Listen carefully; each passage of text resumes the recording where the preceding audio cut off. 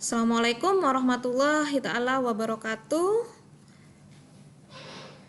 Waalaikumsalam Waalaikumsalam warahmatullahi wabarakatuh. warahmatullahi wabarakatuh. Oke, materi kita pagi hari ini adalah sistem pernapasan ya. KD yang ingin kita capai yaitu menganalisis sistem pernapasan pada manusia, memahami gangguan pada sistem pernapasan dan bagaimana upaya menjaga kesehatan sistem pernapasan ya. Kemudian kompetensi dasarnya adalah menyajikan karya tentang upaya bagaimana menjaga kesehatan sistem pernapasan. Indikator yang ingin dicapai diantaranya adalah menjelaskan pengertian bernapas dan respirasi, kemudian menyelidiki frekuensi pernapasan, menganalisis faktor yang mempengaruhi frekuensi pernapasan manusia, menganalisis keterkaitan antara struktur dan fungsi organ pernapasan manusia, mengidentifikasi mekanisme pernapasan dada dan pernapasan perut, mengukur macam-macam volume pernapasan manusia, menjelaskan macam-macam gangguan sistem pernapasan manusia, bagaimana mencegah dan penanggulangannya, menganalisis dampak pencemaran udara terhadap kesehatan sistem pernapasan manusia, membuat poster tentang upaya menjaga kesehatan sistem pernapasan. Posternya tidak perlu ya, tapi kalian cukup membuat tulisan saja di Google Classroom. Oke, sebelum saya mulai, saya ajukan pertanyaan ya, yang bisa langsung dinyalakan mikrofonnya. Apakah yang dimaksud dengan bernafas? Gampang sekali pertanyaannya. Yuk. Apakah yang dimaksud dengan bernafas? Afifah, Bu. Oke, Afifah silakan. Bernafas adalah menghirup oksigen dari udara lingkungan hidup dan mengeluarkan karbon dioksida dan uap air melalui alat pernafasan. Oke, itu jawaban kalau kalian masih kelas SD ya. Oke, ada yang punya jawaban yang lain? Oh, kok gitu ya? Ya, habis ini saya jelaskan. Bernafas. Oke. Ayo, silakan yang punya jawaban yang lain. Oke, silakan. Kalian dalam pelajari sains harus pegang konsep dulu ya. Itu yang terpenting. Oke, silakan yang punya jawaban yang lain. Apakah itu bernafas? Oke. Silakan, ada yang punya jawaban lain selain tadi menghirup oksigen tadi ya katanya Afifah. Oke, ada yang punya jawaban yang lain? Saya hitung sampai 5. Dwi Maharani, Bu. Dwi Maharani. Oke, silakan Dwi Maharani, apa itu bernafas? Bernafas merupakan proses menghirup udara atau inhalasi dan menghembuskan udara atau ekshalasi yang melibatkan pertukaran udara antara atmosfer dengan alveolus paru-paru. Ya, oke, udah betul ya jawabannya. Ya. Jadi, kenapa yang tadi salah? Oke, adakah yang tahu jawabannya?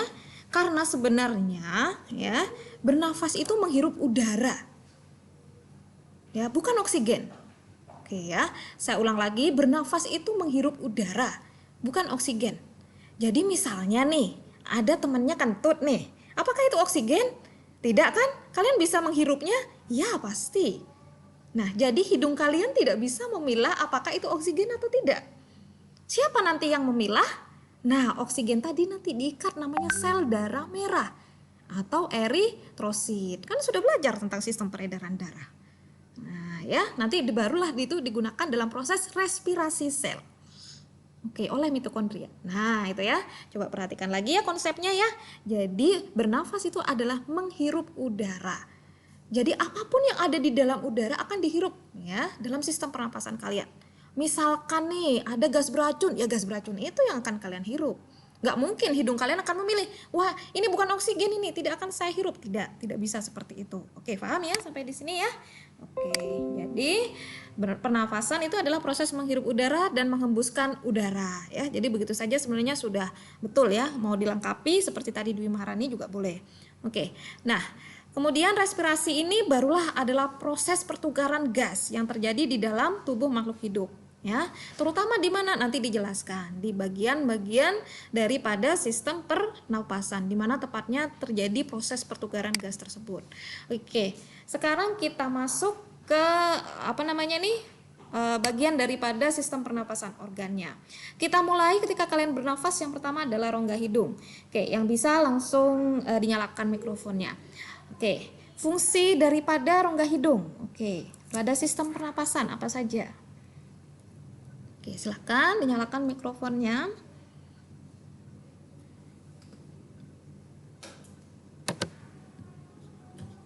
Oke, fungsi atau proses yang terjadi di dalam rongga hidung apa saja? Saya Bu Relova. Relova. Oke, silakan Relova. Memproduksi lendir yang mengalir ke dalam hidung dan melembabkan hidung Mm-mm. dan menguras lendir hidung. Terus ada apa lagi? Ada proses apa lagi di dalam hidung? Menyaring udara yang masuk. Oh, siapa ini? Daniel. Oke, Daniel, menyaring udara yang masuk. Kemudian ada apa lagi? Setidaknya ada 3 tahapan ya, ada 3 proses. Oke, selain menyaring, ada apa lagi, Daniel? Melembabkan, menghangatkan, menyaring udara yang masuk ke tubuh. Oke ya. Oke, kita lihat di sini ya. Nah, jadi ada 3 bagian ya di sini, yaitu ada rambut hidung, ya. Kemudian ada selaput lendir dan konka, ya. Nah, rambut hidung ini berfungsi menyaring partikel debu atau kotoran yang masuk bersama udara. Kemudian ada selaput lendir ya, dia perangkap benda asing yang masuk terhirup saat bernafas. Mungkin biasanya kalau udah berkumpul, mungkin sering kalian keluarkan ya dalam bentuk upil. Oke. Kemudian ada konka ya, di sini adalah berfungsi untuk menghangatkan udara yang masuk ke paru-paru ya. Jadi di sini ada proses penyaringan ya, kemudian menangkap benda asing dan juga ada proses menghangatkan atau melembabkan udara di dalam hidung. Nah, perlu diperhatikan ini juga terbatas ya kemampuan hidung kalian. Jadi di sini menyaring benda asing, mungkin virus, bakteri dan lain sebagainya. Tetapi mungkin kalau ukurannya sangat mikro bisa saja masih lewat dan masuk ke dalam sistem pernapasan kalian. Oke. Kemudian kita lanjut ke faring. Nah, faring ini tersusun atas otot rangka yang dilapisi membran mukosa. Nah, ini fungsinya jalur masuk makanan dan udara. Nah, di sini juga terdapat ruang resonansi udara dan tempat tonsil. Nanti kalian bisa melihat ya. Nah, tonsil berperan dalam kekebalan tubuh dalam melawan benda asing. Ini sudah pernah kita bahas kalau nggak salah dalam sistem pencernaan yang biasa kalian kenal dengan istilah amandel ya. Jadi memang betul tonsil ini membantu dalam proses kekebalan tubuh ya. Oke. Kemudian di bawah faring ada laring. Nah, laring ini menghubungkan faring dengan trakea. Nah, di dalam laring ini terdapat epiglotis dan pita suara. Kita sudah membahas epiglotis juga di bagian sistem pernapasan ya. Jadi epiglotis ini berupa katup tulang rawan yang dilapisi sel-sel epitel, ya, di mana fungsinya adalah menutup laring sendiri sewaktu menelan makanan atau minuman, ya. Oke, kemudian kita masuk ke trakea. Nah, di sini bentuknya cincin ya, berupa cincin-cincin tulang rawan dan selaput lendir yang terdiri atas jaringan epitelium bersilia. Jadi ini menghubungkan antara laring dengan bronkus. Nah, apa fungsi dari silia? Nah, silia itu sebenarnya rambut-rambut getar itu ya. Dia di sini berfungsi untuk menyaring benda-benda asing yang masuk ke saluran pernapasan. Jadi sebenarnya proses penyaringan pada sistem pernapasan kalian ya terjadi di hidung juga terjadi di trakea. Oke ya.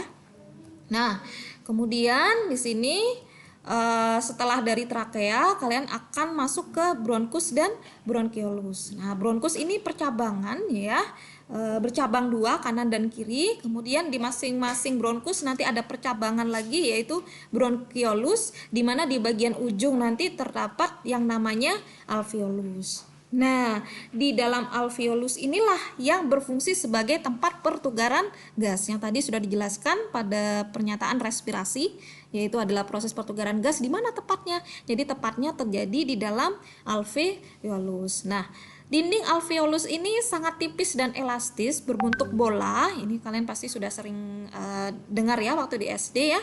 Bentuknya mungkin seperti buah anggur, di mana pada permukaannya banyak terdapat pembuluh kapiler ya. Kemudian di sampingnya lagi ini terdapat paru-paru. Nah, ini adalah organ pernapasan utama, dibungkus oleh selaput ya yang kita sebut dengan pleura, di mana di antara selaput tersebut terisi cairan yang berfungsi melindungi paru-paru dari gesekan ketika paru-paru itu mengembang dan mengempis. Nah, ini bentuknya. Oke.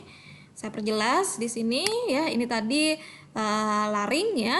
Oke, kemudian di sini trakea yang tersusun dari cincin ya, cincin-cincin tulang rawan.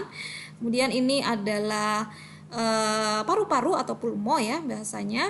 Oke, kemudian di sini adalah bronkus, cabangnya ada 2. Kemudian di masing-masing bronkus terdapat cabang-cabang lagi yang kita sebut dengan bronkiolus, dan di masing cabang daripada bronkiolus terdapat alveolus. Oke, nah inilah penampang dari bronkiolus ya. Oke, ini alveolus bisa dilihat ya, di mana tadi di bagian banyak terdapat pembuluh kapiler darah ya. Kita tahu sebelumnya pernah belajar pada sistem peredaran darah, pembuluh kapiler ini sangat kecil sekali ya. Oke, jadi di sini terjadi pertukaran gas. Nah, oke ya. Oke. Karena kalian tahu bahwa pada pembuluh kapiler itu fungsinya terjadi pertukaran gas antara CO2 dan oksigen ya. Nah, ini akan terjadi berlangsung juga di dalam alveolus ya, prosesnya seperti itu. Oke, sekarang nah ini prosesnya ya. Oke, jadi ini adalah udara yang masuk ya. Nah, kemudian ini adalah udara yang keluar ya. Kemudian kita lihat di sini ini adalah darah yang tadi kaya dengan oksigen yang dibawa oleh eritrosit ya. Oke. Nah, ini si eritrosit ini kan mengikat daripada oksigen tadi ya. Oke. Kemudian alveolus adalah bagian akhir dari paru-paru yang berfungsi sebagai tempat terjadinya pertukaran antara udara kaya oksigen dengan udara yang miskin oksigen, sehingga sel darah merah akan mengikat oksigen dan mengeluarkan CO2, H2O atau uap air, dan juga nitrogen diantaranya. Nah, ini ya pembuluh-pembuluh kapiler yang tadi menyelubungi pada dinding alveolus ya. Oke, sampai di sini silakan kalau mau ada pertanyaan sebelum kita lanjutkan dengan mekanisme pernapasan dada dan pernapasan perut. Oke, kalau nggak ada saya lanjutkan ya. Jadi pernapasan ini terbagi menjadi 2, yaitu pernapasan dada dan pernapasan perut. Kata kuncinya kalau pernapasan dada ini menggunakan otot antar tulang rusuk. Kalau pernapasan perut ini menggunakan bagian diafragma.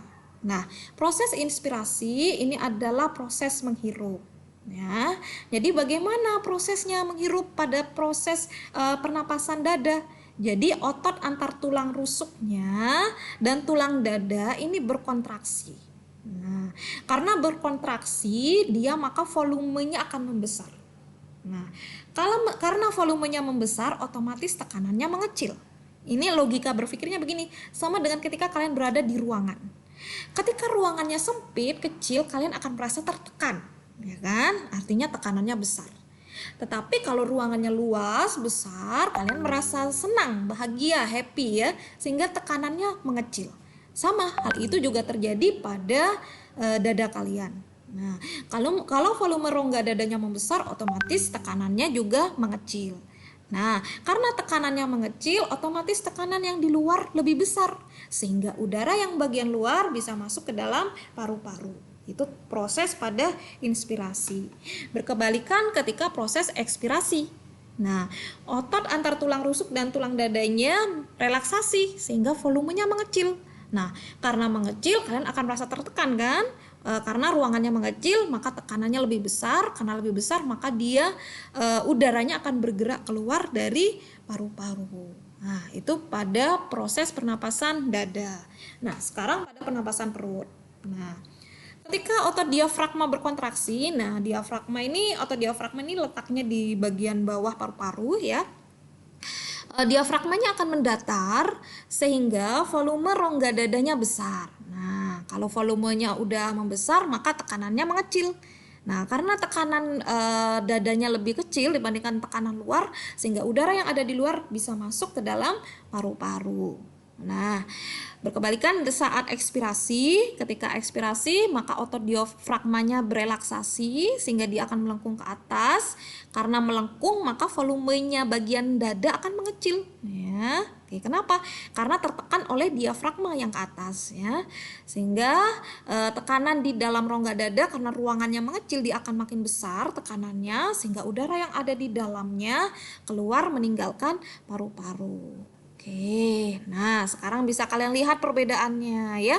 Oke, yang atas ini adalah pernapasan perut, ini adalah otot diafragma ya. Oke. Ya, jadi ketika proses inspirasi ya dia berkontraksi diafragmanya sehingga bentuknya mendatar sehingga di sini volumenya lebih besar ya. Karena volumenya membesar tekanannya kecil sehingga udara bisa masuk. Nah, ketika proses ekspirasi otot diafragmanya berelaksasi sehingga dia ke atas. Nah, karena ke atas otomatis volume di sini makin kecil. Karena makin kecil volumenya, tekanannya makin besar ya, karena makin tertekan ya, kok sempit ruangannya sehingga udaranya keluar. Nah, ini adalah pernapasan perut. Sementara pada pernapasan dada, di sini adalah tulang-tulang tulang rusuk ya. Nah, kalau pada pernapasan dada proses inspirasinya tulang rusuknya berkontraksi sehingga volumenya membesar. Karena volumenya membesar maka tekanannya lebih kecil, yang di luar tekanannya lebih besar sehingga udaranya bisa masuk. Kemudian pada saat ekspirasi di sini otot antar tulang rusuknya berelaksasi sehingga mengecil. Karena mengecil ruangannya sempit, tekanannya besar sehingga udaranya keluar. Nah, oke. Nah, mungkin kalian ada yang pernah mengamati, ada yang punya adik masih kecil sekali ya, mungkin balita, pernah ada yang memperhatikan adik kalian ketika tidur. Kira-kira yang ketika tidur itu yang bergerak-gerak naik turun tuh apanya? Oke, ada yang mau berbagi cerita? Ini cerita antara pernapasan dada dan pernapasan perut. Ada yang memperhatikan yang bergerak-gerak ketika adiknya tidur ya? Masih bayi terutama, biasanya bagian mana itu? Oke, ada yang mau berbagi cerita? Oke. Kok diam semua ya? Biasanya bagian perut ya, malah yang bergerak-gerak ya, naik turun ya. Jadi memang kalau masih kecil tuh pernapasannya pernapasan perut. Tapi entah kenapa ketika makin dewasa, kalian kalau tidur yang bergerak-gerak adalah dadanya. Ya, berarti kalian menggunakan pernapasan dada ya. Oke. Oke, sampai di sini silakan ada pertanyaan sebelum kita lanjut ke kapasitas paru-paru. Nah, kapasitas paru-paru inilah yang biasanya sering keluar di soal ya. Oke, saya lanjutkan ya. Ada 6 macam kapasitas paru-paru. Oke, ada kapasitas vital, kemudian udara residu, kemudian volume tidal, volume cadangan inspirasi, volume cadangan ekspirasi, dan volume total ya. Oke. Sekarang kita masuk ke kapasitas vital paru-paru. Jadi ketika kalian menarik nafas dan menghembuskan nafas itu totalnya kira-kira 3,5 liter. Meskipun tiap orang tidak sama. Ya, ini hanya generalisasi. Tiap orang tidak sama. Sehingga kalau kalian mau menjadi atlet, mau menjadi penyanyi, kalian harus melatih pernapasan kalian. Ya. Oke, kenapa? Karena tiap orang tidak sama. Seberapa banyak dia bisa menghembuskan, seberapa banyak dia bisa menarik nafas ya. Oke, itu akan berbeda kapasitasnya ya, sehingga butuh namanya latihan atau pembiasaan untuk mengatur proses pernapasan kalian. Kemudian udara residu, artinya meskipun kalian menghembuskan seluruh udara yang ada di dalam paru-paru kalian itu ternyata di dalamnya masih ada sisa, dan ini kurang lebih 1 liter. Ya. Kemudian volume tidal ini adalah volume udara pernapasan biasa ya, kurang lebih 500 ml atau setengah liter. Kemudian volume cadangan inspirasi. Nah, jadi kalau kalian mau menghirup kuat-kuat, kira-kira tuh kalian bisa menghirup kurang lebih 1,5 liter. Wah, lumayan ya. Nah, sama dengan ketika menghembuskan ya. Ketika menghembuskan kuat-kuat, kurang lebih kalian bisa menghembuskan 1,5 liter juga. Nah, kalau kapasitas vital tadi ketika kalian bernafas normal tadi, menghirup dan bernafas secara normal 3,5 liter ditambah dengan udara yang ada di dalam paru-paru kalian, maka kita total seluruhnya kurang lebih adalah 4,5 liter. Nah, itu adalah kapasitas pada paru-paru. Oke, silakan kalau ada pertanyaan sebelum kita masuk ke materi terakhir, yaitu gangguan pada sistem pernapasan. Ada yang mau ditanyakan? Oke, kalau tidak ada, saya lanjutkan ya. Ini cukup menarik, kelainan pada sistem pernafasan influenza. Ini adalah yang paling umum. Adakah di antara kalian yang belum pernah flu? Saya pikir jawabannya tidak. Ya, kenapa? Karena ini adalah penyakit yang paling sangat mudah untuk ditularkan. Ya, ketika ada satu yang bersin ya, maka otomatis kecepatan virusnya itu menyebarnya cukup tinggi ya. Otomatis satu rumah kalau ada yang satu yang terkena pilek ya, dan kemudian bersin, nah itu kemungkinan besar satu rumah bisa tertular semua ya. Oke, jadi penyakit ini disebabkan oleh virus influenza dengan gejala antara lain pilek ya, hidung tersumbat, bersin-bersin dan tenggorokan gatal ya. Dan ini adalah normal ya. Oke, normal. Biasanya sebenarnya kalian tidak perlu mengkonsumsi obat ya, karena kalaupun nanti kalian demam dan lain sebagainya itu sebenarnya cara tubuh kalian untuk melawan virus yang masuk ke dalam tubuh ya, dan ini nanti akan sembuh dengan sendirinya dengan menjaga pola makan dan minum air putih hangat yang banyak ya. Oke, kemudian asma. Nah, asma ini adalah penyumbatan saluran pernapasan. Nah, jadi ini juga banyak hal yang menyebabkannya. Ada yang disebabkan oleh alergi pastinya terhadap rambut, bulu, debu ataupun tekanan psikologis.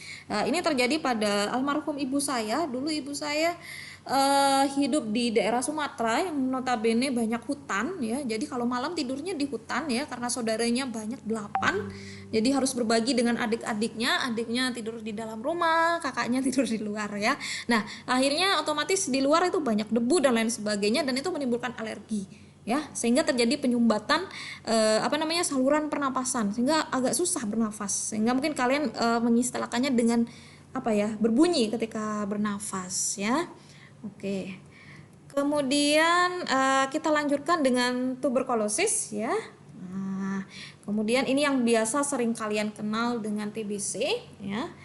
Ini disebabkan oleh bakteri Mycobacterium tuberculosis, sehingga difusi oksigen menjadi sulit dikarenakan adanya bintil-bintil atau peradangan. Nah ya, saya sendiri sempat kena. Ya, oke, kok banyak sih ceritanya ya kebetulan banyak ya. Nah, jadi ini disebabkan oleh bakteri. Pengobatannya yang saya lakukan waktu itu, jadi ceritanya saya sempat mengalami ada proses tumor di dalam rahim ya. Kemudian saya melakukan check up menyeluruh dan ternyata saya didiagnosis TBC. Maka pengobatan yang saya lakukan adalah saya harus mengkonsumsi obat selama kurang lebih 6 bulan di puskesmas. Waalaikumsalam. Dan itu harus rutin ya, obatnya cukup banyak ya, besar-besar, dan itu harus rutin diminum setiap hari, nggak bawa jamu. Oke, dan itu harus dikonsumsi setiap hari rutin ya, tidak boleh berhenti. Kenapa? Karena kalau sampai berhenti, khawatirnya bakteri yang ada di dalam itu akan mengalami perkembangan dan akhirnya resistan ya, artinya kebal dia terhadap obat yang diberikan, dan akhirnya mengalami pengobatan tersebut gagal dan harus diganti dengan pengobatan yang lain.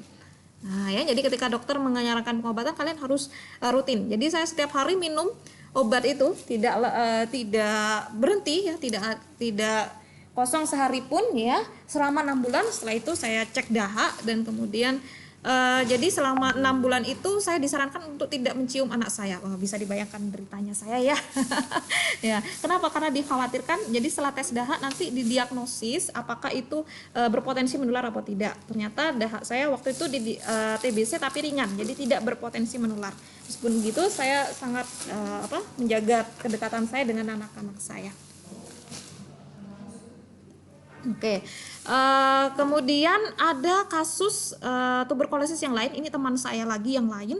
Jadi dia kalau nggak salah dia ceritanya ke saya tuberkulosis MD. Dia bercerita kepada saya. Jadi dia bukan kategori tuberkulosis yang biasa, TBC yang biasa. Jadi dia bercerita kalau obatnya tidak bisa menggunakan obat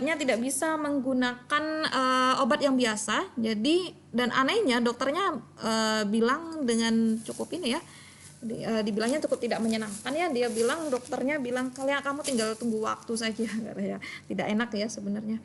Ya, jadi gejalanya selain dari batuk-batuk, dan kalau parah TBC ini bisa sampai batuk darah ya, itu tubuhnya lemas ya, jadi lemas sekali, tidak ada energi, tidak kemudian batuk-batuk ya. Nah, itu sangat lemah sekali kalau tuberkulosis MD. Kalau saya sih mungkin batuk ya, berdahak tapi tidak sampai lemas ya. Jadi akhirnya dia konsumsi propolis waktu itu continue dan alhamdulillah sekarang sudah sehat kembali. Ya, kenapa? Sebenarnya itu bukan obat tapi sebenarnya itu meningkatkan sistem kekebalan tubuh. Jadi sebenarnya penyakit apapun kalau kalian bisa meningkatkan sistem kekebalan tubuh kalian, maka sistem kekebalan tubuh itulah yang akan melawan virus, bakteri, penyakit. Sama sebenarnya dengan apa yang terjadi saat ini yaitu corona. Kalau sistem kekebalan kalian tubuh kuat ya, sebenarnya itu akan melawan virus itu sendiri. Kecuali sistem kekebalannya yang diserang, yaitu AIDS. Nah, itu lain lagi ceritanya. Oke, kemudian saya lanjutkan dengan sinusitis, yaitu peradangan pada sinus yang di dalamnya terkumpul nanah. Nah, ini juga hati-hati ya. Oke, seperti ini. Kemudian ada rinitis, gangguan radang pada hidung akibat infeksi oleh virus tapim, juga bisa dikarenakan reaksi alergi terhadap cuaca, serbuk sari dan debu ya. Mungkin ini sangat jarang ya, tapi kalau suka nonton film ya banyak ini kasusnya, yang alergi serbuk sari dan lain sebagainya ya. Alergi debu ya, termasuk ibu saya juga alergi debu ya. Jadi kalau ada debu sedikit, karena tadi sudah asma ya, jadi kalau ada debu sedikit tuh sudah sesek, langsung sesak nafas. Kemudian ada wajah adenoid, jadi ini pembengkakan kelenjar limfe pada sekitar tekak dan hidung yang mempersempit jalan napas, sehingga penderita biasanya lebih suka bernafas lewat mulut ya, karena ada pembengkakan tersebut. Kemudian ada lagi pleuritis. Kalau tadi kita tahu bahwa yang membungkus paru-paru adalah pleura, maka pleura inilah yang terkena radang ya. Kemudian ada faringitis, dari kalimatnya udah tahu ya bahwa ini adalah radang yang menyerang pada faring. Nah, ini juga diserang oleh bakteri jenis Streptococcus. Oke, laringitis kalau tadi menyerang faring, sekarang menyerang laring ya, disebabkan oleh infeksi, disebabkan oleh terlalu banyak merokok, minum alkohol ya. Kemudian ada bronkitis. Nah, ini juga sering kalian dengar ya. Nah, jadi ini gangguan yang menyerang bronkus ya. Tadi percabangan setelah trakea tadi ya. Oke, di sini juga bisa disebabkan oleh infeksi. Cukup banyak ya ini gangguannya. Asifikasi. Nah, ini gangguan pernafasan pada waktu pengangkutan dan penggunaan oksigen yang disebabkan oleh tenggelam. Jadi alveolusnya terisi air. Nah, kemudian juga disebabkan oleh pneumonia ya. Alveolus terisi cairan lendir atau limfe, kemudian keracunan gas CO atau karbon monoksida ya. Jadi gas karbon monoksida ini hasil pembakaran yang tidak sempurna, biasanya dihasilkan oleh polutan atau hasil daripada asap kendaraan bermotor ya. Oke, kemudian HCN atau gangguan sistem sitokrom, enzim pernapasan. Kemudian ada asidosis, ini kenaikan kadar asam karbonat dan asam bikarbonat dalam darah ya, sehingga ini akan otomatis mengganggu sistem pernapasan. Oke, ya. Kemudian ada emfisema, ini penyakit pembengkakan karena pembuluh darahnya kemasukan udara. Oke. Kemudian pneumonia. Saya punya kisah menyedihkan tentang pneumonia. Ini terjadi pada murid saya. Angkatan pertama akselerasi, saya masih ingat betul, dan sampai meninggal ya anaknya setelah 6 bulan semester awal ya, saya ingat betul itu adalah akselerasi pertama kali. Kemudian dan teman-temannya menangis waktu itu, jadi dia didiagnosis pneumonia, tapi sebelum didiagnosis pneumonia itu dia sempat mengalami sesak nafas di kelas, dia sempat berbunyi kalau nafas dan temannya mengolok-ngolok kejadiannya waktu itu, bercerita, kamu kalau nafas kok begini sih. Nah, kemudian dia habis makan apa gitu ya, beli di depan SMA gitu, kemudian dia sulit nafas sekali, tersengal-sengal, akhirnya dibawa ke rumah sakit, sampai dibawa ke rumah sakit Saiful Anwar Malang dan didiagnosis pneumonia. Jadi di sini ada virus atau bakteri pada alveolus sehingga terjadinya radang paru-paru. Sebenarnya ini ada cairan sebenarnya di dalam alveolus paru-parunya ya. Oke. Jadi dia sangat sulit bernafas ya, makan pun juga kesulitan ya. Kemudian dia bolak-balik rumah sakit ya, dari Geraha Sehat, kemudian Waluyo Jati, kemudian Saiful Anwar, dan kemudian dia dinyatakan meninggal di Malang ya waktu itu. Kemudian saat pengkuburan tuh teman-temannya nangis di atas kuburannya, terutama sahabat-sahabatnya itu ya. Ya, Bu, saya bersalah Bu, dulu waktu masih ada saya sempat ngolok-ngolok dia ya. Jadi saran saya ketika kalian masih punya teman, sahabat, disayang sahabatnya ya. Jangan di ini ya, karena nanti penyesalan seperti belakang. Dan saya yakin sampai sekarang anak itu akan tetap mengingat ya kejadian tersebut ya. Nah makanya jangan sampai kalian menghina, mengejek temennya atau membullying temennya ya. Karena yang namanya sakit hati ya itu akan diingat terus. Waduh, jadi cerita. Oke.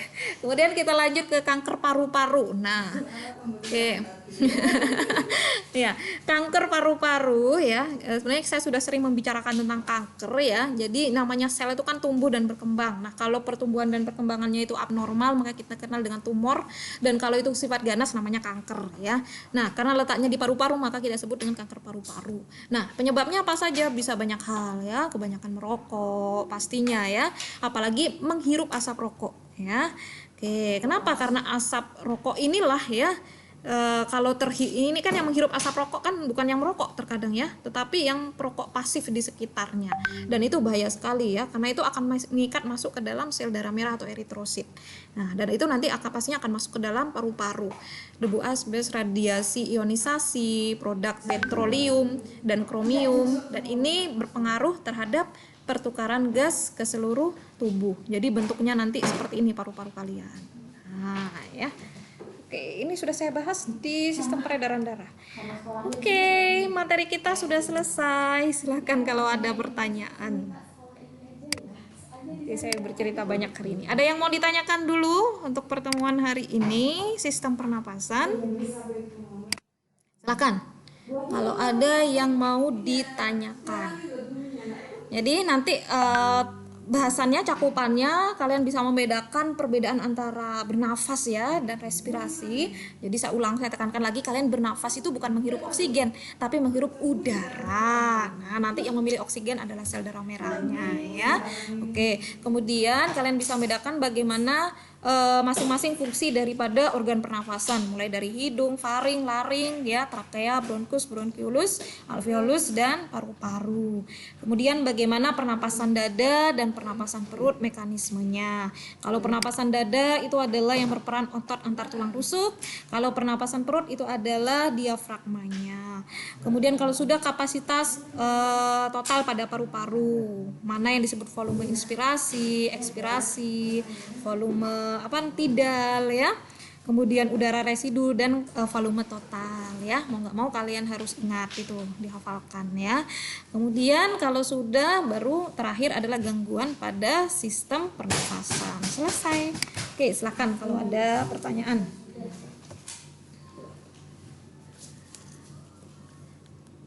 Oke, tidak ada. Oke, kalau tidak ada, saya akhiri pertemuan kita hari ini. Terima kasih atas kehadirannya. Alhamdulillah lancar koneksinya. Mohon maaf jika ada salah kalimat. Wabillahi taufik walhidayah. Assalamualaikum warahmatullahi wabarakatuh.